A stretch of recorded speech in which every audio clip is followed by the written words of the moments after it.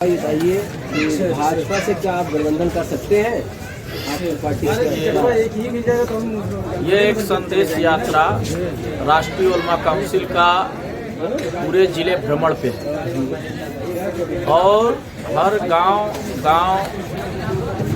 शहर होते हुए 25 तारीख को ये जा करके खरेवा मोड़ पे एक एकता विशाल रैली का इसका नाम दिया गया है। हम एकता रैली राष्ट्रीय उलमा काउंसिल कर रही है और सबको हम दावतनामा दिए हैं जो सो काल सेकुलर पार्टियां हैं या जो भी ये समान विचारधारा की पार्टियां हैं। उसमें डॉक्टर अयूब साहब भी आ रहे हैं और 2022 के इलेक्शन का शंखनाद करेंगे मौलाना आमिर रसादी साहब। राष्ट्रीय उलमा काउंसिल के नज़र में न तो बीजेपी हमारी दुश्मन है और न ही समाजवादी कांग्रेस और बीएसपी हमारी दोस्त है। जो हमको हिस्सेदारी की बात करेगा, जो हमको हिस्सेदारी देगा, हम उसके साथ जाने को तैयार हैं। ये नहीं चलेगा, अब ताबेदारी नहीं चलेगी, अब हिस्सेदारी की बात हो। तो आज देखिए, अभी कल जो है समाजवादी पार्टी के राष्ट्रीय अध्यक्ष अखिलेश यादव ने स्पष्ट साफ कह दिया कि मुस्लिम दलों से हमारा गठबंधन नहीं हो सकता। 20% को इग्नोर करके क्या उनका ये घमंड बोल रहा है? अगर 20% को इग्नोर करेंगे तो फिर वो रोड पे नजर आएंगे, जैसे कि एक बार इग्नोर उन्होंने किया था। और रहा सवाल गठबंधन की बीजेपी से, तो बीजेपी से गठबंधन में देखिए बात हिस्सेदारी की होनी चाहिए। अगर बीजेपी एनडीए का हिस्सा बनाए तो सोचा जा सकता है। वैसे हिसाब से आपकी क्या बात चल रही है? आप उनके साथ जाने को तैयार हैं? इस पे आप अपनी बात रखें। देखिए, ये बात वैसी साहब को सोचना चाहिए था कि वो अगर हैदराबाद से यूपी में आ रहे थे, अगर वाकई वो कौम व मिल्लत को मजबूत करने के लिए आए थे, अगर वाकई इस देश के शोषित, वंचित, अल्पसंख्यक, दलित समाज की लड़ाई लड़ने के लिए अगर आ रहे थे, तो जो पार्टियां ग्रास रूट पे यहाँ पीस पार्टी राष्ट्रीय उलमा काउंसिल पहले से वर्क कर रही थी, आने से पहले उनको यहाँ संपर्क करना चाहिए था। वो आते ही पहले तो वहाँ से चले तो जय भीम जय मीम, जय भीम जय मीम, जय भीम जय मीम का नारा लेकर के आए और बहन जी ने एक ट्वीट करके उनके सारे मेहनत पे पानी फेर दिया कि हमारी कोई उनसे बात नहीं चल रही है, कोई गठबंधन नहीं हो रहा है। फिर वो अखिलेश के पीछे पड़े। अखिलेश जी भी स्पष्ट कर दिए कि हमारा वैसी से कोई गठबंधन नहीं है, हमारे पार्टी का फैसला है। तो उनको हम राष्ट्रीय उलमा काउंसिल का दरवाज़ा खुला हुआ है।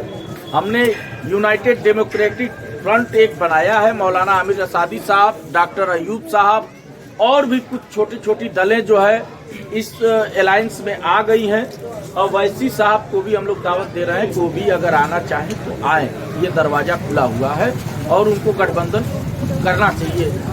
और जो लोग ये 20% को अवॉइड कर रहे हैं जिस तरीके से, ये सिर्फ ये कमी अखिलेश जी की नहीं है, ये कमी कहीं ना कहीं हम राजनीतिक तौर पे हम जेहनसाजी नहीं कर पाए अपने लोगों में। नहीं तो 9% यादव 20% मुसलमानों को पिछलग्गू बना के घुमाता है और देता क्या है? दरी बिछाऊ मंत्री, खड़ंजा मंत्री। आजम खां साहब पूरी जवानी अपना कुर्बान कर दिए। अब ये नौजवान, ये अखिलेश भैया, ये जवानी है कुर्बान, अखिलेश भैया तेरे नाम का जो नारा लगा रहे हैं, उनको सबक सीखना चाहिए आजम खां से। आजम खां पूरी जवानी दे दिए, बुढ़ौती में आज जेल के सलाखों में है। कोई एक यादव आज जो रथ यात्रा उनकी चल रही है, यही रथ यात्रा में जो भीड़ जुट रही है, वो आजम खां के लिए कभी रोड पे आए होते? कभी आए? तो इससे ये साफ जाहिर होता है कि जो ये बताइए कि अखिलेश यादव मुस्लिम नाम अब नहीं ले रहे हैं। गठबंधन की बात तो बहुत दूर की बात है। कहाँ से वो किसकी लड़ाई लड़ेंगे? उनके सरकार में खालिद मुजाहिद की हत्या हुई, वो 18% आरक्षण देने के वादा किए थे। क्या 18% उनकी सरकार पिछली बार बनी थी तो 18% आरक्षण दिए? या जितने भी वादा किए थे एक भी वादा निवेश कमीशन का वादा किए थे कि हम पटल पे लाएंगे, उन्होंने किया? एक भी वादा पूरा नहीं किए। और रहा सवाल, आज प्रियंका दीदी भी आ गई हैं मुस्लिम हितैषी का दम भरने के लिए। यही प्रियंका दीदी अभी जब बाबरी मस्जिद शहीद करने के बाद, जब वो सुप्रीम कोर्ट का जब फैसला आया है, उसके बाद जब मंदिर का नींव रखा जा रहा था, तो बड़े फख्र के साथ ये प्रियंका कह रही थी कि ये श्रेय जो है हमारे पिता राजीव गांधी को जाता है, हमारे पिता ने ताला खुलवाया था। यानी वो साफ कहना चाह रहे हैं कि बाबरी मस्जिद को शहीद करने में हमारे पिताजी का हाथ है। आज वो हमदर्द हो गए, मलियाना भूल गया। मुसलमान भुलक्कड़ कौम है, मलियाना भूल गया। दादरी बाबरी दोनों कातिल साथ 19 में चुनाव लड़े। आज ये दोनों कैसे मुस्लिम हितैषी की बात कर रहे हैं, कैसे मुस्लिम हितैषी की दम भर रहे हैं? तो देखिए, किसी हम नस्री ना हम सफर से निकलेगा, हमारे पांव का कांटा हम ही से निकलेगा।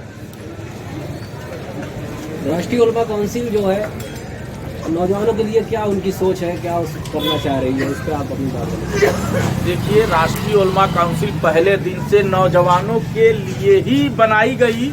जब बटला हाउस कांड में आतिफ और साजिद, 2 नौजवान छात्रों को दिल्ली के अंदर मार दिया गया फर्जी इनकाउंटर में, तो यहाँ का मुसलमान, पूर्वांचल का मुसलमान ये इंतजार कर रहा था कि अब कोई सो काल सेकुलर नेता इस पे बोले, कोई सपा का नेता बोले, कोई बसपा का नेता बोले, कोई कांग्रेस का नेता बोले। जब कोई नहीं बोला, तब मौलाना आमिर रसादी साहब एक खानकाह से निकल के, मदरसे से निकल कर इस पार्टी का गठन किए और ये नारा दिए, दिल्ली में जाकर के कहे कि सोनिया मैडम कान खोल के सुन लो, मनमोहन सिंह जी कान खोल के सुन लो, आज के बाद अगर आजमगढ़ का कोई नौजवान अगर फर्जी इनकाउंटर में मारा गया तो तुम्हारा राहुल गांधी भी खुली फिजा में हेलीकॉप्टर से नहीं घूम पाएगा। ये हौसला दिया। और 2 करोड़ नौकरी देने की जो लोग बात कर रहे हैं, मोदी जी से पूछे ना। मोदी भक्त हो गई है मीडिया, ये तो सवाल उनसे पूछना चाहिए।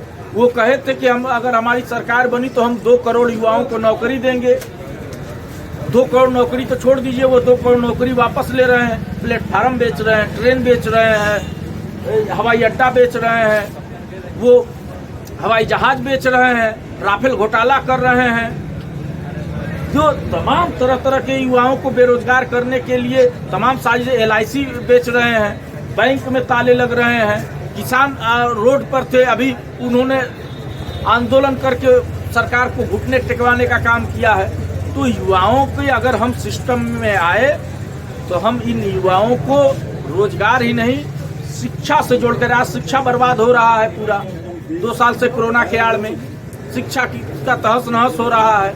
आज देख लीजिए, आज सारे विदेशी कंपनियों को न्योता देकर के मोदी जी बुला रहे हैं। क्या इस देश के इतिहास का पन्ना उलट कर देखिए कि एक बार इस देश के अंदर ईस्ट इंडिया कंपनी आई तो सैकड़ों साल इस देश को गुलामी की जंजीरों में जकड़ी रही। लेकिन आज जिस तरीके से विदेशी कंपनियों का आगमन हो रहा है, आर्थिक रूप से हम गुलाम होते जा रहे हैं और पूरा देश की जनता जो है देश बचाने के चक्कर में है और मोदी जी अपने दोस्त को बचाने के चक्कर में है। मोदी जी जो है, आज देख लीजिए कि आज बेरोजगारी अजगर सांप की तरह से मुंह बाकर के खड़ी है।